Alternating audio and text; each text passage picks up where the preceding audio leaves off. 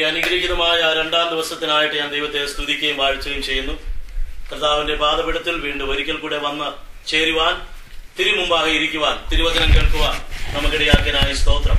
അവർ തൃക്കാൽക്കൽ ഇരുന്നു തിരുവചനം പ്രാപിച്ചുവെന്ന് കാണുവാൻ കഴിയുന്നുണ്ട്. ബേഥാനിയ എന്ന് പറയുന്ന ഭവനത്തിൽ മറിയ യേശുവിന്റെ പാദപീഠത്തിൽ ഇരുന്നു. Praise the Lord. ആമേൻ. ദൈവവചനം ഇങ്ങനെ പഠിപ്പിക്കുന്നു, അവൻ പുരുഷാരത്തിന് അപ്പം വിളമ്പിക്കൊടുത്തപ്പോൾ ജനത്തോട് പറഞ്ഞു, 50 പേരായി നിരനിരയായി പുൽപ്പുറങ്ങളിൽ ഇരിക്കുവാൻ പറഞ്ഞു. ഇരുന്നവർക്ക് അവൻ കൊടുത്തു. ദൈവവചനമാകുന്ന 66 പുൽപ്പുറങ്ങൾ ദൈവഭക്തന്മാർ തന്നിട്ടുണ്ട്. ദൈവജനമാകുന്ന അജഗണങ്ങൾക്ക് മേയുവാൻ ദൈവത്തിന്റെ പരിശുദ്ധാത്മാവ് തന്നിരിക്കുന്ന 66 പുൽമേടുകളിൽ കൂടെ കയറി ഇറങ്ങുമ്പോൾ അജനമാകുന്ന ആ പുൽമാലയിൽ നിന്ന് ഭക്ഷിച്ച് തൃപ്തി പ്രാപിച്ച് ആടുകളാകുന്ന ദൈവമക്കൾ ജീവനും ചൈതന്യവും പ്രാപിക്കുവാനിടയാണ്. ദൈവത്തെ സ്തുതിച്ചാട്ടെ. ഹല്ലേലൂയ. വേദപുസ്തകം പറയുന്നു, പുൽത്തകിടിയിൽ ഇരുന്നവർക്ക് അവൻ അപ്പം കൊടുത്തു. ദൈവവചനത്തിന് മുമ്പാകെ ഇരിക്കുന്നവർക്ക് അവന് പ്രാപിക്കുവാനായിട്ട് കഴിയും. പ്രതീക്ഷയോടുകൂടെ കർത്താവിനെ നോക്കിയിരിക്കുന്ന ജനങ്ങൾക്ക് കർത്താവിനെ പ്രാപിക്കുവാനായിട്ട് കഴിയും. അവൻ നമ്മളെ തൃപ്തിപ്പെടുത്തുന്ന ദൈവമാണ്. Praise the Lord. ആമേൻ. വിശ്വസിക്കുന്നവരെ അവൻ നന്മകളാൽ നിറയ്ക്കുന്നവനാണ്. നമ്മൾ തിരുവചനം പഠിക്കുമ്പോൾ സാറ്റിസ്ഫൈഡ് ആയി തൃപ്തിയായി പോയി എന്നുള്ള ചിന്തയോടുകൂടി ഇരിക്കാതെ, കർത്താവെ ഞാൻ അപ്രയോജനദാസൻ, യഹോവയെ അരുളി ചെയ്യണമേ, അടിയൻ കേൾക്കുന്നു എന്ന് ശമൂവേൽ പറഞ്ഞതുപോലെ, മറിയ പറഞ്ഞതുപോലെ, ഇതാ ഞാൻ കർത്താവിന്റെ ദാസി, നിന്റെ ഇഷ്ടം പോലെ എനിക്ക് സംഭവിക്കുമാറാകട്ടെ. ഇന്ന് രാത്രിയിൽ നമുക്കിരിക്കാം. നമ്മൾ ദൈവത്തിന്റെ പ്രാവചനിക ഭാഗങ്ങളാണ് പഠിക്കുന്നത്. പ്രവചനത്തിന് വളരെ പ്രാധാന്യത വേദപുസ്തകത്തിലുണ്ട്. നമ്മൾ പ്രവാചകന്മാർ പറയുന്ന പ്രവചനത്തെ കുറിച്ചല്ല ഞാൻ പറയുന്നത്, ദൈവവചനത്തെ കുറിച്ച് പറഞ്ഞിരിക്കുന്ന ഒരു പ്രവചനമാണ്. പ്രത്യേകിച്ച് വെളിപ്പാട് പുസ്തകത്തിലൊക്കെ പറയുമ്പോൾ ഈ പ്രവചനത്തിലെ പ്രവാചക വാക്യങ്ങൾ വായിച്ച് കേൾപ്പിക്കുന്നവനും പിന്നെ അത് വായിക്കുന്നവനും വായിച്ച് കേൾപ്പിക്കുന്നവരും അതിൽ എഴുതിയിരിക്കുന്നത് പ്രമാണിക്കുന്നവരുമാരാണ്, ഭാഗ്യവാന്മാരാണ്. Praise the Lord. സ്തോത്രം. കാരണം എന്താ? The time is at hand. സമയം അടുത്തിരിക്കും. ദാനിയേലിനോട് പറഞ്ഞു, ഈ പ്രവചനത്തിൽ അന്ത്യകാലത്തേക്ക് സംഭവിക്കേണ്ടതാകൊണ്ട് ഇതെന്ത് ചെയ്തുകൊള്ളാൻ പറഞ്ഞു? ഇത് മുദ്രയിട്ട് സൂക്ഷിക്കാൻ പറഞ്ഞു.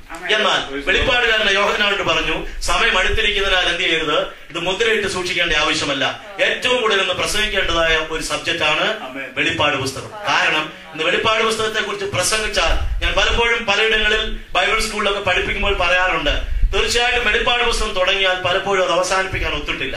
പിശാചിന് ഇഷ്ടമില്ലാത്തൊരു കാര്യമാണ്. എന്തെങ്കിലും ഒരു പ്രശ്നം ഉണ്ടാക്കി, ഏതെങ്കിലും ഒരു കാര്യം ഉണ്ടാക്കി ആ കാര്യങ്ങൾ സമ്പൂർത്തീകരിക്കാനായിട്ട് കഴിയാതിരിക്കുന്നു. എന്നാൽ വെളിപ്പാട് പുസ്തകം നമ്മുടെ ജീവിതത്തിൽ പ്രവചനവാക്യമാണ്. അത് നമ്മുടെ ജീവിതത്തിലെ ഏറ്റവും പ്രധാനപ്പെട്ട ഒരു ഭാഗമാണ്. ഞാൻ ഈ ഭാഗത്തിലേക്ക് തിരിയുന്നതിന് മുമ്പേ പ്രവാചക വാക്യങ്ങളെ കുറിച്ച് അപ്പോസ്തലനായ പത്രോസ് പറഞ്ഞിരിക്കുന്ന ഒരു വാക്യം വായിച്ച് ഇന്നത്തെ എന്റെ വിഷയത്തിലേക്ക് പ്രവേശിക്കാം. ബഹുവരിയായിട്ട് 1 പത്രോസ് 2 പത്രോസ് 1-ാം അധ്യായത്തിന്റെ 19-ാമത്തെ വാക്യം, 2 പീറ്റർ chapter 1 verse 19. പ്രവാചക വാക്യങ്ങളെ കുറിച്ച് പത്രോസ് അപ്പോസ്തലൻ അവിടെ പറഞ്ഞിരിക്കുന്ന ഒരു കാര്യം നിങ്ങളുടെ ശ്രദ്ധയിൽപ്പെടുത്തിയിട്ട് പ്രവചനത്തിലേക്ക് നമ്മൾ പഠിച്ചതിന്റെ ബാക്കി ഭാഗത്തേക്ക് വരുവാൻ ആഗ്രഹിക്കുന്നു. പ്രവാചക വാക്യവും അധികം സ്ഥിരമായിട്ട് നമുക്കുണ്ട്. പ്രവാചക വാക്യവും അധികം സ്ഥിരമായിട്ട് ആർക്കുണ്ട്? നമുക്കുണ്ട്. അടുത്തത്, നേരം വെളുക്കുകയും നിങ്ങളുടെ ഹൃദയങ്ങളിൽ ഉദയനക്ഷത്രം ഉദിക്കുകയും ചെയ്യുവോളം ഇരുണ്ട സ്ഥലത്ത് പ്രകാശിക്കുന്ന വിളക്ക് പോലെ അതിനെ കരുതി ഏതിനെ? പ്രവാചക വാക്യങ്ങൾ അധികം സ്ഥിരമായിട്ടുണ്ട്. നേരം വെളുക്കും. അപ്പോൾ ഇപ്പോൾ ഏത് സമയമാണ്? രാത്രിയാണ്. ഇത് അർദ്ധരാത്രിയാണ്. ആത്മീയ ഭാഷയിൽ, വൈദിക ഭാഷയിൽ പ്രപഞ്ചത്തിന്റെ അർദ്ധരാത്രി കഴിഞ്ഞു, നേരം പ്രഭാതമാകുവാൻ, ഉദയനക്ഷത്രം ഉദിക്കുവാൻ സമയമായിക്കൊണ്ടിരിക്കുന്ന, അത് നീതിസൂര്യൻ ഉദിക്കുന്നതിന് മുമ്പ് ഉള്ള പെരുമീൻ അല്ലെങ്കിൽ ഉദയനക്ഷത്രം ആകാശത്തിൽ ഉദിച്ചു കഴിഞ്ഞ ഒരു സമയമാണ്. എത്രയും താമസമില്ല നീതിസൂര്യൻ ലോകശാന്തിയുടെ ഉദിക്കും. അതുകൊണ്ട് നേരം വെളുക്കുന്നിടം വരെയും, പിന്നെ നേരം വെളുക്കുകയും അടുത്തത് ഉദിക്കുകയും ചെയ്യുവോളം ഇരുണ്ട സ്ഥലത്ത് പ്രകാശിക്കുന്ന വിളക്ക് പോലെ. Price the Lord. അത് നമ്മൾ വായിച്ചാൽ ഓർക്കും നമ്മുടെ ഹൃദയങ്ങളിലാണ് ഉദയനക്ഷത്രം ഉദിക്കുന്നത്.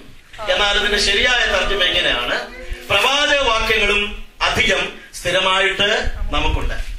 നേരം വെളുക്കുകയും ഉദയനക്ഷത്രം ഉദിക്കുകയും ചെയ്യുവോളം നിങ്ങളുടെ ഹൃദയങ്ങളിൽ പ്രവാചക വാക്യങ്ങളെ കരുതിക്കൊണ്ടാൽ നന്ന്.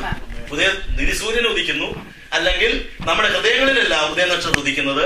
ഉദയനക്ഷത്രം നേരം വെളുക്കുകയും അല്ലെങ്കിൽ നേരം വെളുക്കുന്ന സമയം വരെ പ്രവാചക വാക്യങ്ങളെ നമ്മുടെ ഹൃദയത്തിൽ കരുതിക്കൊണ്ടാൽ നന്ന്. ഇന്ന് രാത്രി ദൈവവചനത്തിന്റെ പ്രവചനത്തിലേക്ക് ഞാൻ കിടക്കുകയാണ്. കഴിഞ്ഞ രാത്രി മുഖവരിയായി ദാനിയേൽ പ്രവാചകന്റെ പുസ്തകത്തിലുള്ള 4 സാമ്രാജ്യങ്ങളുടെ എഴുന്നേൽപ്പും അതിന്റെ പതനവും ദാനിയേൽ പ്രവചനം 2-ാം അധ്യായത്തിൽ നിന്നും പിന്നെ 7-ാം അധ്യായത്തിൽ നിന്നും പഠിക്കുവാനിടയായി. 2-ാം അധ്യായത്തിൽ നെബൂഖദ്നേസർ എന്ന് പറയുന്ന ബാബേൽ രാജാവ് കണ്ട സ്വപ്നവും 7-ാം അധ്യായത്തിൽ ദൈവത്തിന്റെ ദാസനായ ദാനിയേൽ കണ്ട ദർശനവും, ഇത് രണ്ടും ഒരു നാണയത്തിന്റെ 2 വശങ്ങളാണെന്നും ഒന്ന് മഹാമൃഗങ്ങളും മറ്റ് ഒരു വലിയ ബിംബവും വിവിധ ലോകങ്ങളെ കൊണ്ട ബിംബവുമാണെന്നും രണ്ടിന്റെയും അവസാനത്തിലേക്ക് വന്നിരിക്കുകയാണെന്ന് നമ്മൾ പഠിച്ചു കഴിഞ്ഞു. ഇനി നമ്മൾ വേദപുസ്തകത്തിലെ പ്രധാനപ്പെട്ട വെളിപ്പാട് പുസ്തകത്തിലേക്ക് പ്രവേശിക്കുക. ഇന്നലെ രാത്രി പറഞ്ഞതുപോലെ ഇതൊരു താക്കോൽ തുറന്ന് അകത്തേക്ക് കയറുമ്പോൾ 3 കാര്യങ്ങൾ നമ്മൾ കണ്ടു. ഒന്ന്, നീ കണ്ടത്, അത് 1-ാം അധ്യായത്തിലുള്ള യേശു ക്രിസ്തുവിനെ യോഹന്നാൻ പത്മോസ് ദ്വീപിൽ കണ്ടത്. 2-ാമത്തെ കാര്യം ഇപ്പോൾ ഉള്ളത്, ദ തിങ്സ് വിച്ച് ആർ എന്ന് പറഞ്ഞാൽ ഇപ്പോൾ ഭൂമിയിലുള്ളത് അന്നുണ്ടായിരുന്ന ഏഷ്യ മൈനറുള്ള 7 സഭകൾക്കുള്ള ആ ദൂത്. ഏഷ്യ മൈനറുള്ള 7 സഭകളോടുള്ള ദൂതായിരിക്കുമ്പോൾ അതേ സ്വഭാവത്തിലോ സമാന സ്വഭാവത്തിലോ ലോകത്തിൽ എവിടെയുമുള്ള ഏത് കാലഘട്ടങ്ങളിലും ഏത് സ്ഥലത്തുമുള്ള ഏത് സഭയോടുമുള്ള ഒരു ദൂതായിട്ട് നമ്മൾ എന്ത് ചെയ്യണം? അതിനെ കണക്കാക്കുകയും ചെയ്യണം. 3-ാമത്തെ ഭാഗം, the things that is going to be happen, ഇനി സംഭവിക്കാനുള്ളത്. അതാണ് 4 മുതൽ 22 വരെയുള്ള വെളിപ്പാട് പുസ്തകത്തിലെ അധ്യായങ്ങളിൽ പറഞ്ഞിരിക്കുന്നത്. ഇന്ന് രാത്രി പറഞ്ഞല്ലോ, 4-5 അധ്യായങ്ങൾ മഹോത്സവത്തിന് വേണ്ടിയുള്ള ഒരു തുടക്കവും അതിനുവേണ്ടിയുള്ളതായിരിക്കുന്ന ചില ക്രമീകരണങ്ങളുമാണ് നമുക്ക് കാണുവാൻ കഴിയുന്നത്. 4-ാം അധ്യായത്തിൽ നമുക്ക് കാണുവാൻ കഴിയുന്നത് 24 മൂപ്പന്മാർ അവർ ദൈവത്തെ ആരാധിച്ച് സ്തുതിക്കുന്ന സ്വർഗീയ കാഴ്ച. 5-ാം അധ്യായത്തിൽ കുഞ്ഞാട് എന്ത് ചെയ്യുന്നു? ഒരു പുസ്തകം അല്ലെങ്കിൽ ഒരു സ്ക്രോൾ, ഒരു ചുരുൾ എന്ത് ചെയ്യുന്നു? അതിൽ 7 മുദ്രയുണ്ട്. ആ 7 മുദ്രകളിൽ ഓരോന്നായി അഴിക്കപ്പെടുവാൻ ആര് യോഗ്യനായി? കുഞ്ഞാട് യോഗ്യനായി. യോഹന്നാൻ ചോദിച്ചു, ആരുണ്ട് ഈ മുദ്ര പൊട്ടിപ്പാൻ? അമ്മൻ.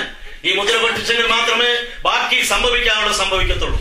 ചുരുട്ടി വെച്ചിരിക്കുന്ന അകത്തും പുറത്തും മുദ്രയുള്ളതായിരിക്കുന്ന ഈ മുദ്ര പൊട്ടിക്കുവാൻ ആരുണ്ട് എന്നുള്ള ശബ്ദത്തിനു മുമ്പിൽ സ്വർഗം നിശബ്ദമായെങ്കിലും ഒരുത്തൻ വിളിച്ചു പറഞ്ഞു, ഒരുത്തൻ അതിന് യോഗ്യനായിരിക്കുന്നു. അവൻ ആരാണ്? ദാവീദ് ഗോത്രത്തിന്റെ സിംഹവും ആമേ സ്തോത്രം, അത് ദൈവജനത്തിന്റെ ആശാപുരുഷനുമായ യേശുവാണ് എന്ന് പറഞ്ഞു. ആ മുദ്ര പൊട്ടിക്കുന്നതാണ് നമ്മൾ അടുത്ത അധ്യായങ്ങളിൽ കാണുന്നത്. കുഞ്ഞാട് മുദ്രകളിൽ ഒന്ന് പൊട്ടിക്കുന്നു എന്ന് പറഞ്ഞ് തുടങ്ങും. അതായത് മഹോത്സവകാലം തുടങ്ങുന്നത് വെളിപ്പാട് പുസ്തകം 6-ാം അധ്യായത്തിലാണ്. 6-ാം അധ്യായത്തിൽ മഹോത്സവം തുടങ്ങുമ്പോൾ ഈ ഭൂമിയിൽ കർത്താവിന്റെ സഭ ഉണ്ടായിരിക്കുകയില്ല. മഹോദരം എന്ന് പറയുന്നത് യഹൂദനെ സംബന്ധിച്ചിടത്തോളം അവന്റെ ഒരു കഷ്ടകാലമായിട്ടും അവനെ ശുദ്ധീകരിക്കേണ്ടതിനായിട്ടും ദൈവം വെച്ചിരിക്കുന്ന ഒരു സംവിധാനമാണെന്ന് പഠിക്കേണ്ടതിനായിട്ടുള്ള ചില ഭാഗങ്ങളിലേക്ക് പോകുവാൻ ഞാൻ ആദ്യമായിട്ട് ആഗ്രഹിക്കുന്നു. അതിനാധാരമായിട്ട് ആദ്യമായിട്ട് നമ്മൾ ചിന്തിക്കുവാൻ പോകുന്നത് ദാനിയേൽ പ്രവചനത്തിലെ 9-ാം അധ്യായത്തിന്റെ 2-ാമത്തെ വാക്യം. ഈ വാക്യങ്ങൾ പെട്ടെന്ന് എടുത്ത് ആരെങ്കിലും വായിച്ച് ഉറക്കെ സഹായിച്ച് കേൾപ്പിക്കണമെന്നുള്ള കാര്യം ഓർപ്പിക്കുന്നു. അതായത് 70 സംവത്സരമാണ് യഹൂദനെ സംബന്ധിച്ചിടത്തോളം അവിടെ കഷ്ടതയ്ക്കായി ദൈവം നിയമിച്ചിരുന്നത്. ഈ 70 സംവത്സരങ്ങൾ തികഞ്ഞു കഴിയുമ്പോഴാണ് അവിടെ കഷ്ടത തീരുന്നത്. ദാനിയേൽ 9:2 വായിക്കാമല്ലോ.